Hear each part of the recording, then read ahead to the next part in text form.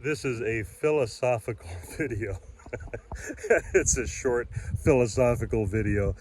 But no, one thing I was thinking of, so this is all cleanup. You see a tote full of damage from a bear that hit this yard earlier this year. And I'm just getting around now to cleaning it up.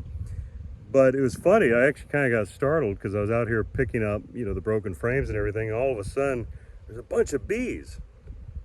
And long story short, that's the clip or the thumbnail or whatever you call it. It's just a little cluster of bees, and you can kind of still see them flying around a bit. But it's funny because, and here's the philosophical part, and that is, let me backtrack real quick.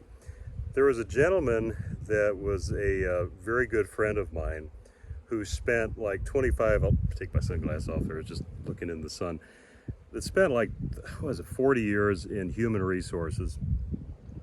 And I've been very fortunate to have to deal with a lot of employees over the different businesses that I've been involved in or owned or started. And I would ask him a lot of times for advice. And I remember one time we were talking about difficult conversations. And I thought something was wrong with me because I just found it difficult to correct people, even if it was for their own good, not just for the businesses. And he looked at me and he said, Kevin, he says, if ever, and he said, and this is what he advises people that are in the HR field, he said, if ever there comes a time where you don't care anymore, it's time to get out of what you're doing.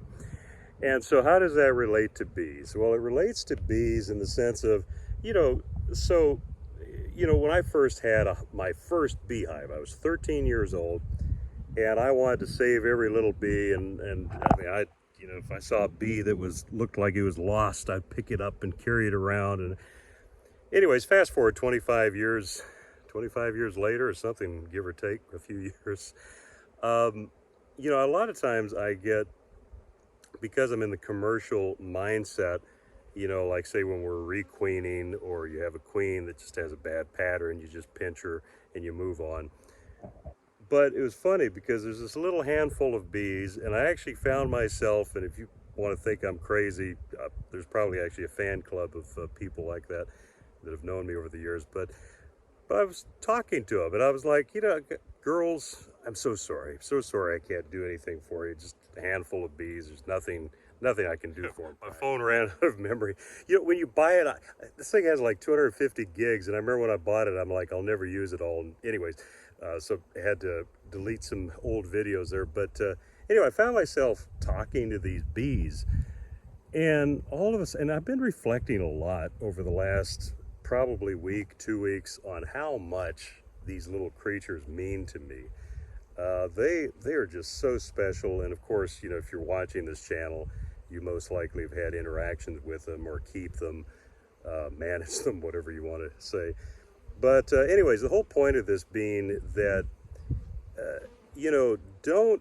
don't ever squelch that side or beat yourself up for that side of if you do. I mean, there's probably some of you that don't. And I think the thing on the animal husbandry side that we always have to be aware of is sometimes and even in society in general, right, is we have to be really careful that what we see as compassion isn't actually creating more harm than good.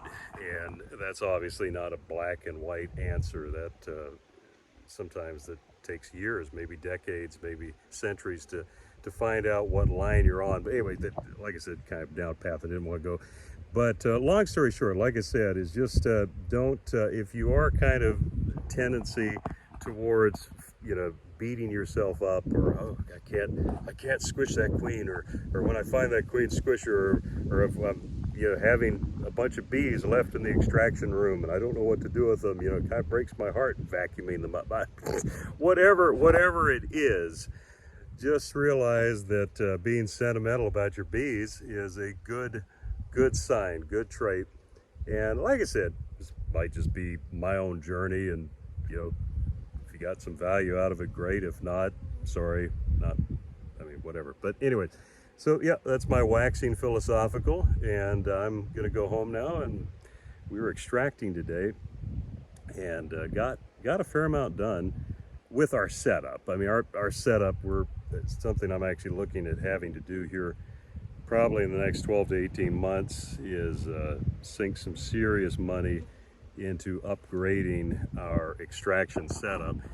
Initially, I wasn't going to go after honey. I just pulled enough honey, did enough honey up in Manitoba to do me the rest of my life. But we've been very fortunate to actually be getting a lot of honey to process and deal.